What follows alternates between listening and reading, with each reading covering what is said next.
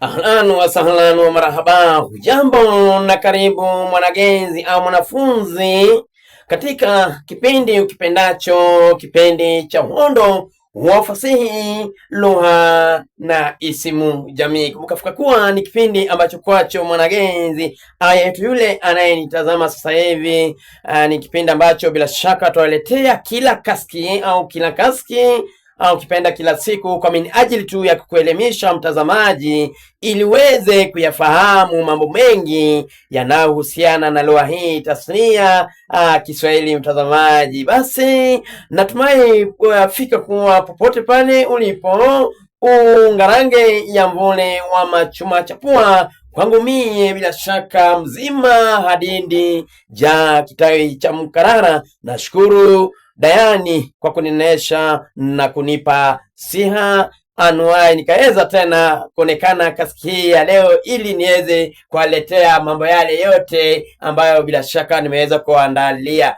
Basi lile jambo ambalo ningependa tu nikusifu kuwa nenda pale katika mtandao wako wa YouTube mtazamaji, sakura pale jina Kubasu Wanyonyi. Bila shaka baada ya kufanya hivyo mtazamaji, baada ya kusakura na kupata Kubasu Wanyonyi, huna budi kusakaro mtazamaji, ama kusarakwa mtazamaji, yani kufanya nini? Kusarakwa mtazamaji, na vile vile pia kufanya nini? Kupendekeza. Kusarakwa ni kusubscribe, na pia unaofanya nini? Upendekeze, yani ulike, na pia utume pale maoni yako ili uweze kunielezea uweze kunielezea kutokana na maono yako, unaona vipi ama unapokea vipi kipindi hiki mtazamaji, na mambo yatakuwa aula. Na pia usisahau kushirikisha na yeyote yule ambaye huenda hana ufahamu wote kuhusiana na nini kuhusiana na kipindi hiki cha uhondo wa fasihi, lugha na isimu jamii. Kumbuka fika kwa ni kipindi ambacho kwacho mwaletewa naye Kubasu Wanyonyi, mwalimu aliyebobea katika lugha hii takrima kwayo tamrini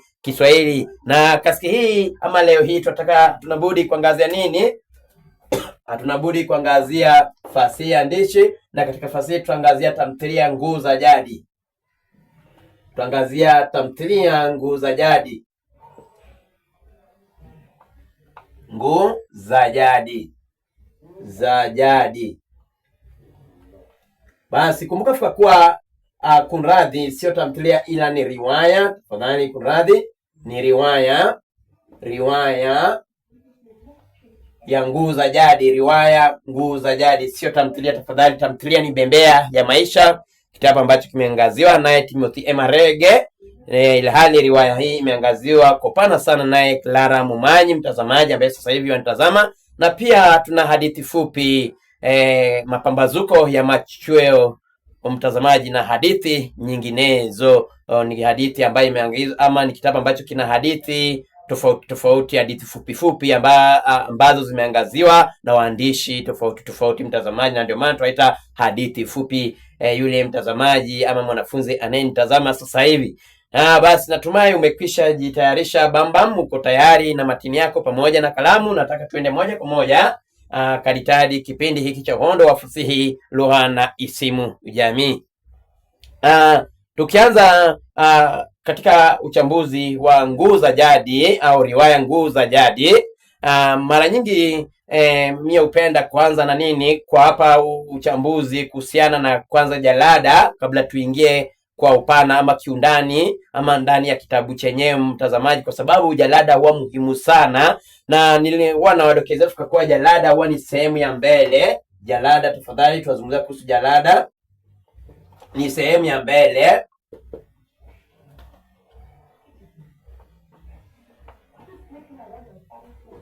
Sehemu ya mbele au nyuma au ya nyuma au nyuma ya kitabu, nyuma ya kitabu. Jalada ni sehemu ya mbele au ya nyuma ya kitabu mtazamaji. Inaweza kuwa ni kitabu cha riwaya, kitabu chochote kile mtazamaji, riwaya, tamthilia, hadithi fupi mtazamaji, ama hata kitabu chochote kile ambacho huenda labda unakitumia pale. Sehemu hiyo ya mbele au nyuma huitwa jalada. Na katika tunapozungumzia sasa riwaya, tukapo kwenye riwaya Nguu za Jadi, nataka tujadili tu sehemu hii ya nini jalada mtazamaji. Na katika kujadili jalada, mara nyingi huwa na wadokezea kuwa watu tunajadili sehemu ya mbele ya kitabu. Kwa sababu zipi? Sehemu hiyo ya mbele ndiyo sehemu ambayo bila shaka uwepo na mambo mengi, uwepo na picha pale, utapata kuna michoro aina ainati pale. Kuna nini mtazamaji, katika hiyo michoro utaona kuna vitu vingi ambavyo bila shaka vinaweza vikafasiriwa na wasomaji mbalimbali, ama kuna vitu mbalimbali ambavyo kwavyo vinaweza vikafasiriwa na wasomaji mbalimbali, ama wale wanaosoma kutokana na picha zenyewe ama kutokana na michoro yenyewe mtazamaji. Na sehemu ya nyuma tu ni sehemu ambayo huwa inabeba tu labda inauangazia maisha ya mwandishi na kazi yake mtazamaji, ambaye sasa hivi yanitazama na huenda labda na zile shukrani zake ambazo yatoa pale kwenye kwenye kitabu. Basi sehemu ya nyuma mara nyingi watu angazie vile tuangazia sehemu ya mbele, kwa sababu ndio sehemu ambayo huwa inabeba mambo mengi, vitu vingi ambavyo vinaenda sawia ama sambamba na kile kinachozungumziwa ndani ya ndani ya kitabu chenyewe. Nataka tu tuende moja kwa moja katika kujadili jalada Nguu za Jadi, na kutokana na jinsi ninavyofahamu basi nguu ni sehemu ya juu ya milima mtazamaji. Sehemu ya juu zaidi ya milima huitwa nini? Huitwa nguu. Nguu ni sehemu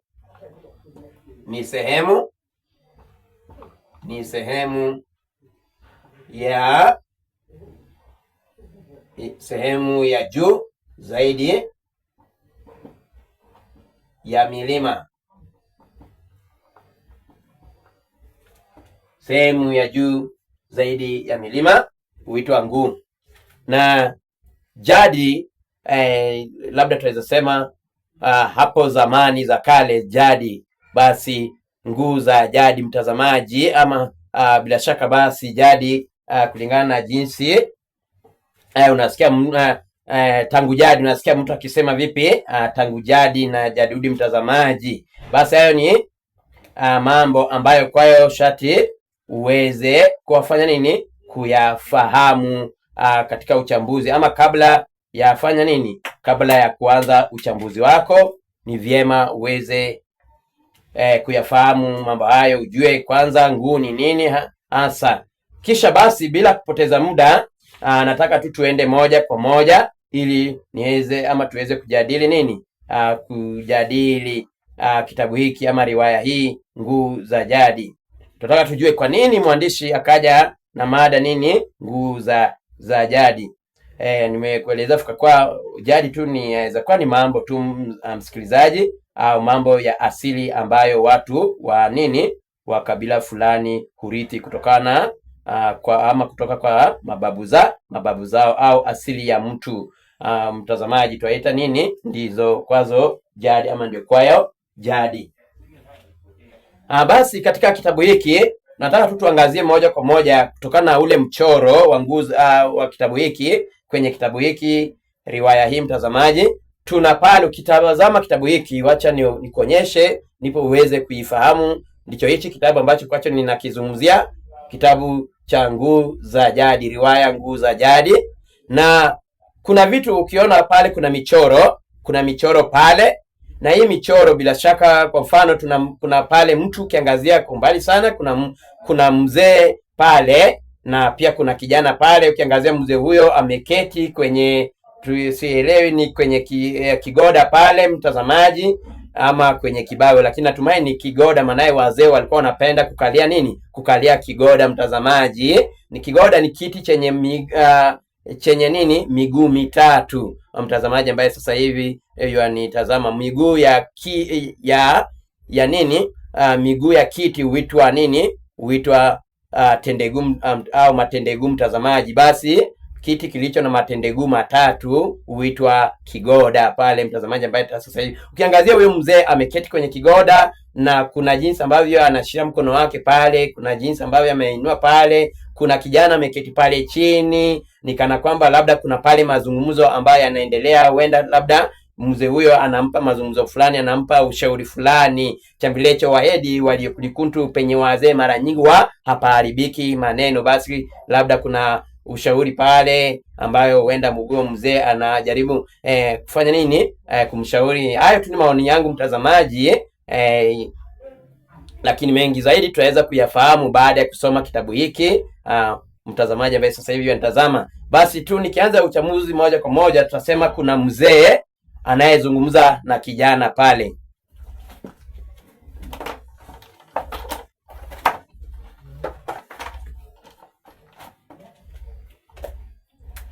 Katika jalada hii kuna mzee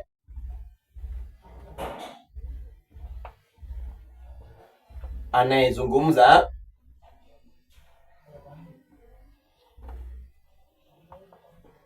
na kijana.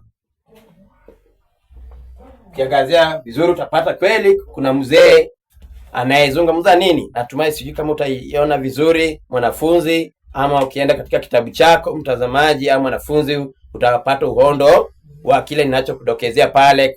Kuna mzee hapa ambaye haonekani vizuri mtazamaji. Kuna mzee huyu, ndiye huyu mzee, na kuna huyu kijana mtazamaji ambaye sasa hivi afanya nini? Nitazama, kuna kijana na kuna mzee hapa.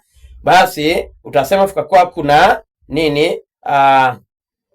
Kuna mzee anayezungumza na kijana kwa kiwango ambacho ama kwa kiwango gani?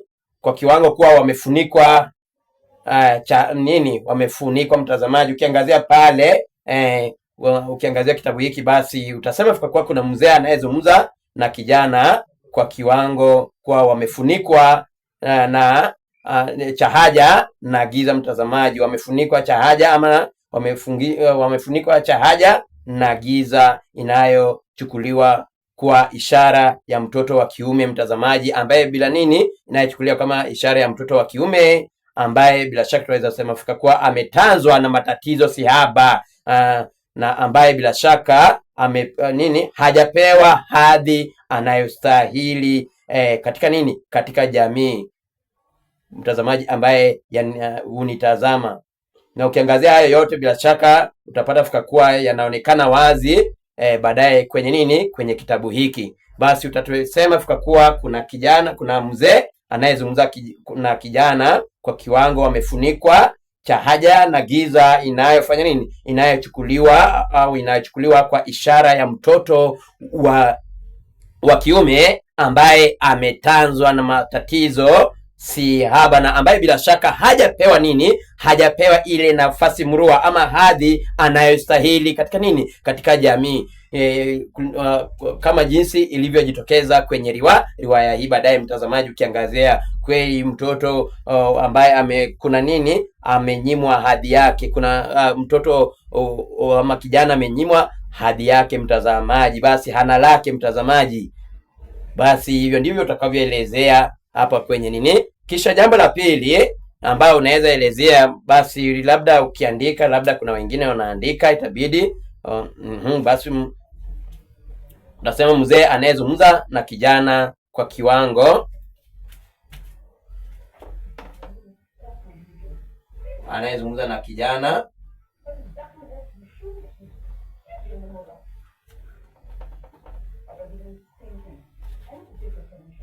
kwa anayeonekana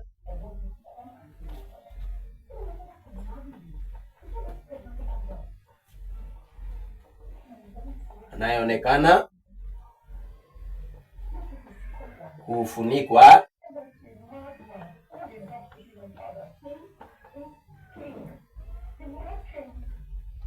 au anayeonekana kwa kiwango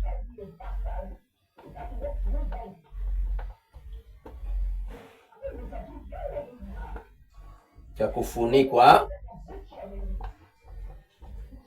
kwa kiwango ama cha kufunikwa kwa kiwango cha haja na giza, ama kwa kufunikwa na giza, ama anayeonekana kwa kiwango cha kufunikwa na giza pamoja na haja na giza.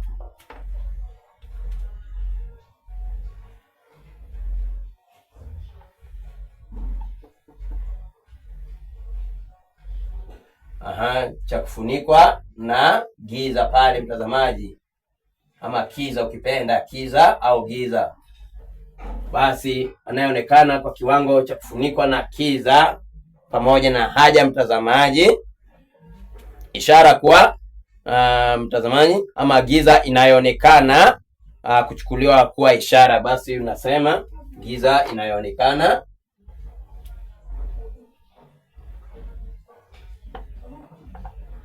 Basi giza gani inayoonekana kivipi mtazamaji? Inayoonekana ama inayochukuliwa kwa ishara ya mtoto, inayochukuliwa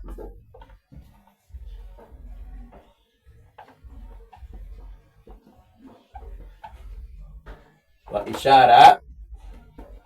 ishara ya mtoto hasa wa kiume mtazamaji, mtoto wa kiume ambaye ametanzwa na matatizo, wa kiume ambaye ametanzwa na tatizo,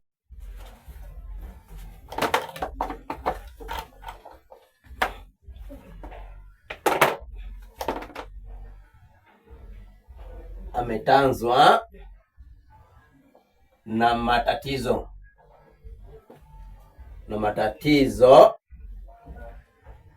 si haba, yani si kidogo, si haba, ambaye ametanzwa na matatizo si haba, ambaye hajapewa hadhi,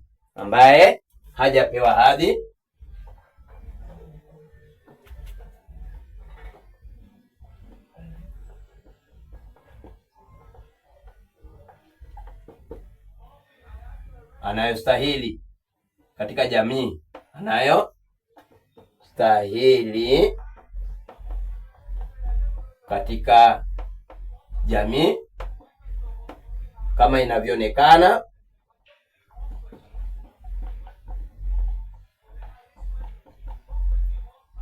baadaye kwenye riwaya. Basi utapata kweli mtoto wa kiume hajapewa hadhi anayostahili katika jamii kama jinsi inavyoonekana pale katika jalada. Ukiangazia jalada hiyo, tunapata fika kuwa kuna mrima pale, mtoto wa kiume pale mrima, bila shaka pia kuna nani pale. Tukizungumzia kando na mrima, tunaweza zungumzia pia Lonare mtazamaji. Kumbuka fika kuwa Lonare ukiangazia katika kitabu hiki, bila shaka alikuwa ni mwanasiasa shupavu sana mtazamaji, na ni kijana ambaye bila shaka alijitokeza waziwazi bila woga wote mtazamaji, na kulipinga vikali sana kupinga kwa vikali sana mtazamaji uongozi ambao ulikuwa unafanya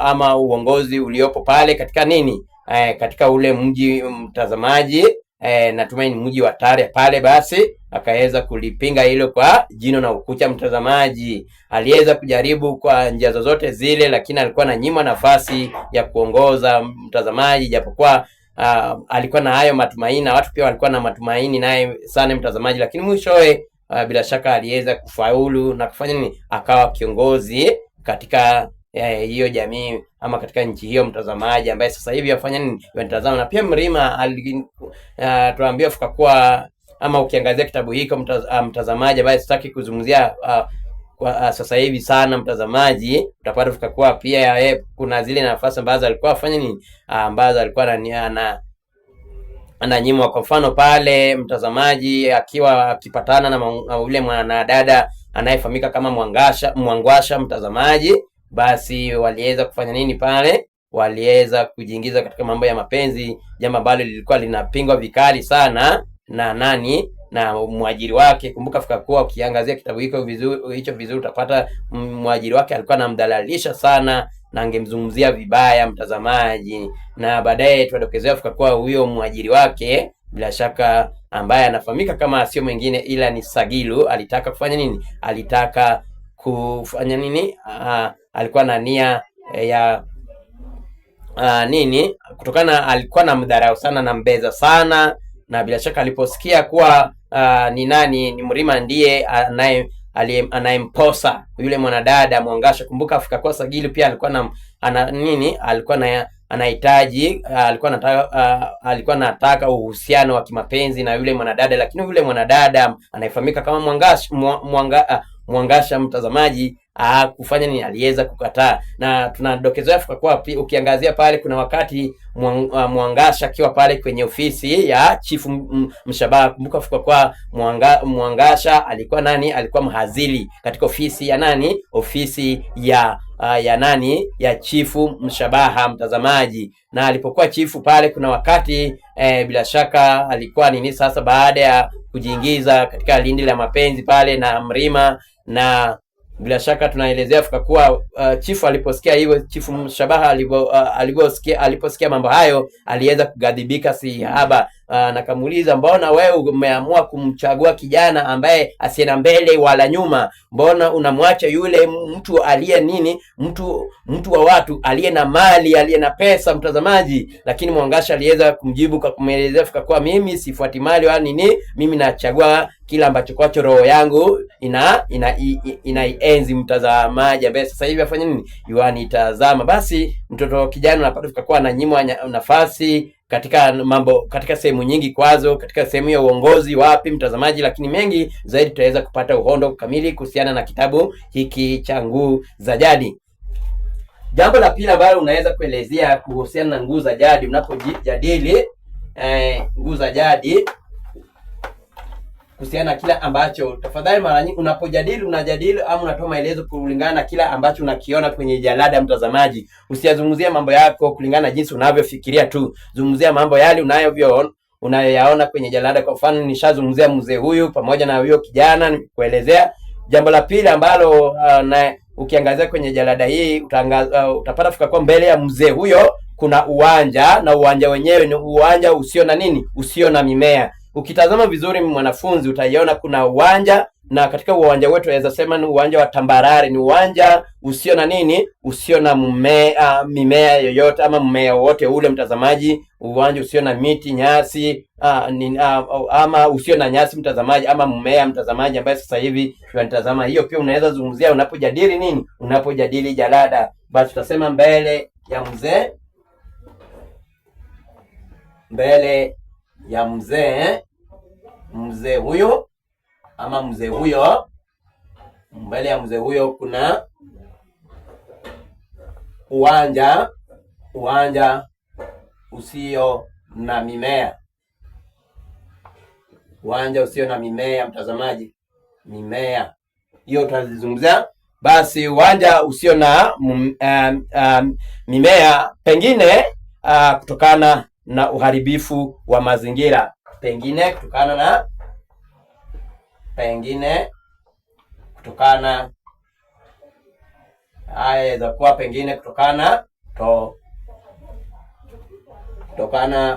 na uharibifu wa mazingira, kama jinsi ilivyo kwenye riwaya. Ukiangazia kuliwepo na uharibifu wa mazingira pale, mtazamaji. Kumbuka kwa ukisoma kitabu hiki tutapata kwa kweli katika huo mji wa Matango mambo yaliweza kuharibika sana, mtazamaji. Na basi jambo ambalo lilisababisha watu kukimbilia maisha yao. Napata kuna wengine sitaki kuwazungumzia mambo mengi, mtazamaji. Natumai tukianza kujadili kitabu hicho utapata ukondo kamili wa kile ninachokudokezea. Unapata kuna wakati hata huyu mwanadada Mangwasha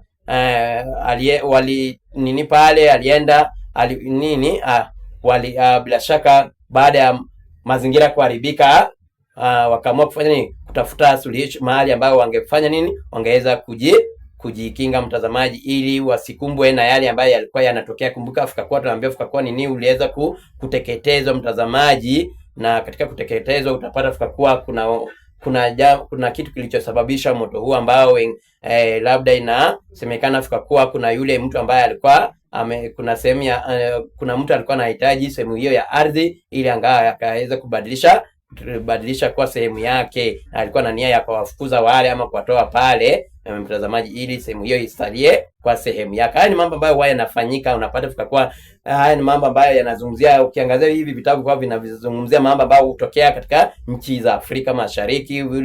Unapata vikakuwa viongozi wanafanya nini, wanafanya mambo yao, unapata mtu akiwa kwenye uongozi, hapo ndio sasa na nafasi ya kuharibu mali za umma, na unasikia mwingine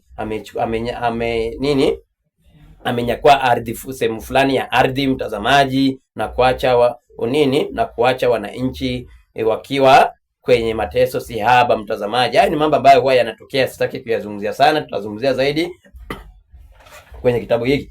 Basi jambo la tatu tutasema fikakuwa kuna mti uliofunikwa na giza. Kuna mti uliofunikwa na giza inavyoonekana, mtazamaji, kwenye nini, kwenye riwaya hii utasema basi kuna mti uliofunikwa na giza inayoweza kuchukuliwa, mtazamaji, kuwasilisha nini, kuwasilisha matumaini yaliyonyimwa na nini, matumaini yaliyonyimwa nafasi ya kujitokeza vizuri. Hilo ni jambo la tatu ambalo utakuwa unajadili pale. Tutasema kuna miti hapo, kwa ukiangazia mbele ya huyo mzee, kwa huyo kuna mti pale uliofunikwa na giza. Kuna mti ama mti uliofunikwa na giza. Kuna mti uliofunikwa na giza, mtazamaji, inavyoweza kuchukuliwa kuwa nini, ama kuwasilisha matumaini. Basi kuna mti uliofunikwa na giza inayoweza kuchukuliwa kunyimwa matumaini, inayoweza kuchukuliwa kunyimwa matumaini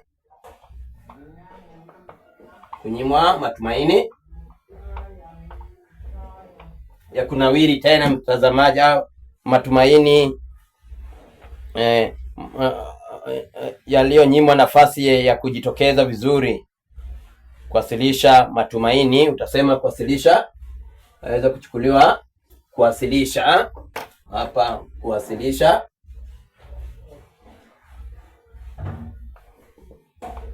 matumaini, mtazamaji. Basi tunasema kuwasilisha nini, na yaweza kuchukuliwa kuwasilisha matumaini yaliyonyimwa nafasi ya kujitokeza vizuri.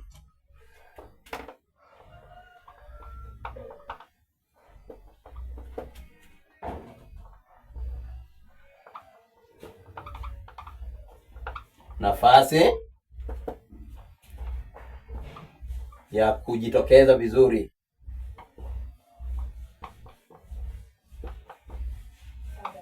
Basi kuna mti uliofunikwa na giza inayochukuliwa kuwasilisha matumaini yaliyonyimwa nafasi ya kujitokeza vizuri, mtazamaji. Basi utapata fikakuwa kweli mti huo unaweza tumika ama inaweza chukuliwa kuashiria nini, kuashiria ama kuwasilisha matumaini yaliyonyimwa nafasi ya kujitokeza tena, mtazamaji, kwa sababu imefunikwa na nini, imefunikwa na giza, mtazamaji. Na hayo yote yanatokea katika kitabu hiki, ambayo utapata fikakuwa kweli Lonare alikuwa alijaribu sana. Kumbuka alikuwa mpinzani wa nani, mtazamaji, alikuwa wa Mtemi, mtazamaji, mpinzani sana, mtazamaji, na sio tu mpinzani, alikuwa alikuwa napinga mambo yale ama ule uongozi ambao bila shaka ulikuwa umejikita pale. Ni uongozi ambao ilikuwa ni kunyanyasa wananchi, na basi yeye akajitokeza waziwazi. Lakini katika kujitokeza huko, bila shaka alikuwa mara kwa mara alikuwa ananyimwa nafasi, kwa sababu bila shaka mtazamaji, sijui nitakueleza vipi. Basi alikuwa ananyimwa nafasi, kutaka nini, yule aliyekuwa anaongoza, basi yule kiongozi hakuwa anataka kupeana mtu yeyote nafasi, kwa sababu alijua fika kwanga peana nafasi huenda angefanya nini, angeendelea na ule uongozi wake ambaye kwavyo anahitaji mtazamaji. Nakumbuka labda katika uongozi anajua kile kizuri ambacho alikuwa anapata pale. Mtazamaji, ni mtu ambaye hakuwa anaongoza vizuri sana, alikuwa na tatiza watu sana, mtazamaji ambaye sasa hivi anatazama, lakini mengi zaidi tutaweza kuangazia katika kitabu hiki. Haya ni mambo ambayo yanatokea, unapata fika kuwa mtu anaongoza, unapata kiongozi fulani anaongoza wananchi vibaya sana, na katika uongozi wake basi unapata kuna mtu atajikita pale ama atajitokeza pale na kuvipinga vikali sana huo uongozi. Bila shaka jinsi alivyokuwa Lonare aliweza kulipinga ama kuipinga huo uongozi, na mara nyingi walikuwa wanajaribu, anapigiwa kura, alikuwa anapendwa sana na kwa sababu alikuwa mtetezi wa watu, lakini alikuwa ananyimwa hiyo nafasi kwa njia moja au mbili ambayo sitaki kuyazungumzia sasa hivi, tutazungumzia baada ya kusoma hiki kitabu. Jambo la nne mtazamaji, ambayo tunaweza kuzungumzia kuhusu kitabu hiki, tunaweza sema fika kwa nyuma ya miti kuna milima, kuna mlima mkubwa. Hayo pia tutayazungumzia, ama hilo pia tutalizungumzia. Ukiangazia nyuma ya mti kuna mlima mkubwa pale.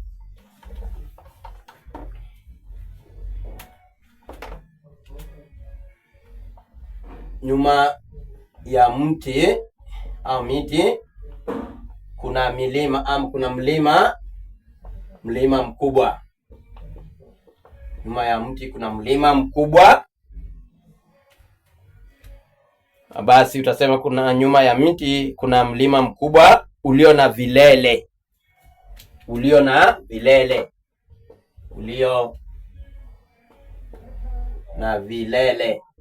Vilele.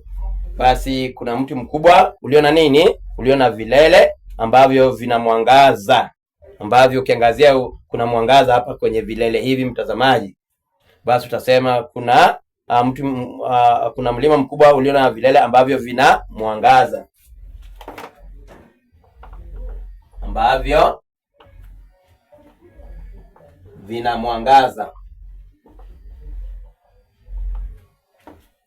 Basi kuna mwangaza juu zaidi pale mtazamaji, na bila shaka mwangaza unaashiria matatizo na suluhu. Utasema mwangaza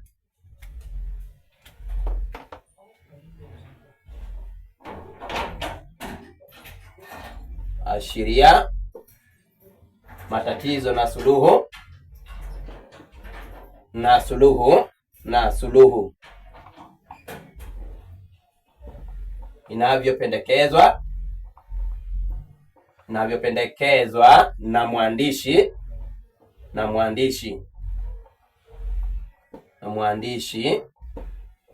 Basi suluhu, matatizo na suluhu inavyopendekezwa na nani?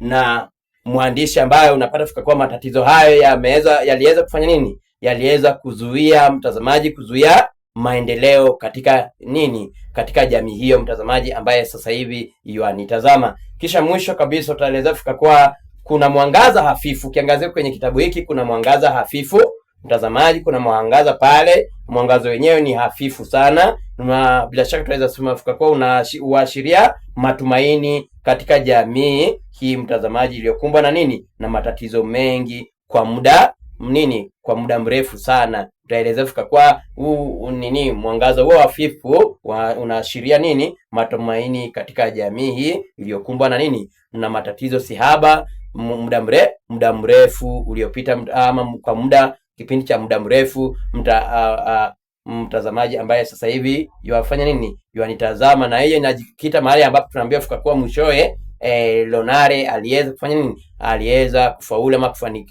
kufaulu na kuwa kiongozi ama kuchaguliwa kuwa kiongozi pale, na kuweza kutatua matatizo ambayo yalikuwa yanatatiza jamii ile mtazamaji ambaye sasa hivi wanitazama. Basi hivyo ndivyo kwavyo utakavyoelezea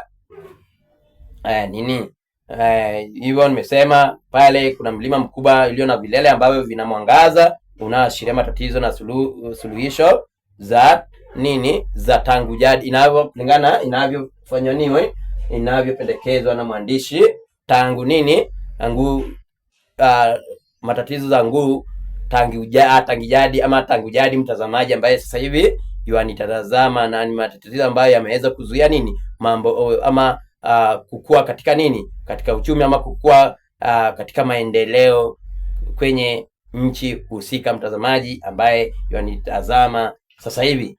Na mengi zaidi mtazamaji, tutakuwa nitakaporejea katika kipindi kingine, tutaweza kuzungumzia mambo mengi. Tutazungumzia pale wahusika kama kina Sagilu pale ambaye alikuwa pale ni mmiliki wa hoteli fulani pale. Tutazungumzia kina Sihaba pale, yule mwanadada ambaye alikuwa anafanya nini, anafanya mapenzi na nani, Sagilu. Kumbuka Sagilu alikuwa anatumia watu vibaya sana na kuwafanya nini, na kuwatupa ama kwa nini anatumia watu vibaya, hasa kina dada alikuwa anawatumia vibaya, na mwishowe anawafanya nini, anawaanziria mtazamaji ambaye sasa hivi anitazama.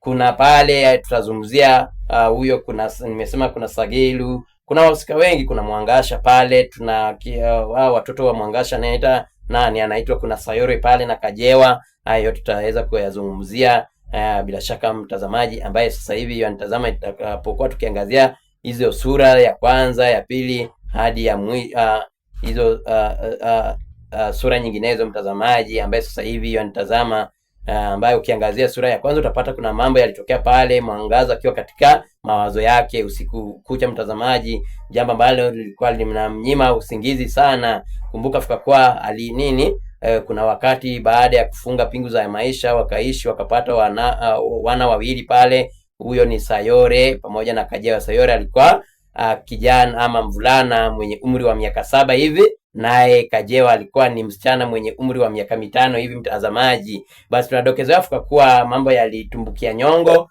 na Mrima ambaye ni mumewe Mwangasha akajiingiza katika lindi la ulevi pale. Alianza kubugia mvinyo pale, angekosa hata kurudi nyumbani pale. Mtazamaji, anamwachia mzigo huyu Mwangasha, ndiye sasa anachukua jukumu la kufanya nini, la kuwalea wale watoto wao wawili, mtazamaji, ambao walipata kwenye ndoa. Na haya mabadiliko ukiangazia Fukakuwa utapata Fukakuwa yanatokana na kuna mtu fulani ambaye huenda labda alisababisha hayo, mtazamaji, kulingana na jinsi tunavyodokezewa pale. Sagilu ndiye aliyebadilisha haya, sijia alitumwa na yule mfuasi wake, mtazamaji, yule kiongozi ambaye alikuwa anaongoza watu kwa mabavu, mtazamaji. Hayo yote tutaweza kuyazungumzia mtazamaji, tujue ni nini kilichotokea baadaye. Je, Mwangasha aliweza kufanya nini? Alifaulu wakarudi ama wakaja wakaanza kuishi vizuri ama katika ndoa jinsi walivyokuwa hapo awali? Hayo yote tutaweza kuyafahamu baada ya kufanya nini, baada ya kusoma kitabu hiki. Baadaye pia tutaweza kufanya nini, tutaweza kubaini wazi wapo Lonare kweli alipata ule uongozi ama alipata uongozi, na baada ya kupata uongozi labda ni nini kilichotokea baadaye. Hayo yote tutaweza kuyafahamu baada ya kusoma nini, baada ya kusoma kitabu hiki ama baada ya kufanya uchambuzi wa kitabu hiki Nguu za Jadi naye Clara Momanyi. Basi mie nashukuru kwa wakati wako mtazamaji ambaye amekuwa nami katika kipindi hiki tangia nilipoanza hadi tamati, ambayo sasa hivi tunahitimisha kipindi hiki. Nashukuru sana, pongezi sana mtazamaji, na Mungu mwenye kujalia jala zake ama waja wake neema tola kujalie si haba, mtazamaji ambaye sasa hivi unitazama. Nashukuru kwa kuitika ama kwa kuitikia wito wangu. Chambilecho wahedi waliyekulikuntu kubali wito, ila kataa uitwalo iwapo halina maslani nawe. Basi tangu ama kaditadi tamati na ngangu na shusha kwa mhanjamu kedekede mtimani mwangu, nikitumai Fukakuwa tutatiana mbonini. Chambilecho wahedi waliyekulikuntu kilicho na mwanzo mathalani huwa na mwisho. Uwe na wakati usikona bugdha wala mishimishe kaditadi takapo falikiana inshallah. Wasalamu mtazamaji.